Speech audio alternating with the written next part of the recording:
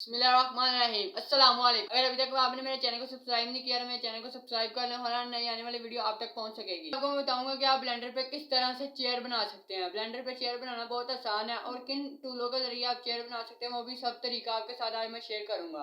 Chair बना सकते हैं तो चलते हैं हम अपने पीसी की तरफ और आज का पूरा तरीका आपको मैं बताता हूँ ब्लेंडर में कि किस तरह अपनी चेयर बना सकते हैं। तो आज की वीडियो को हम कंप्लीट करते हैं। चलते हैं मेरे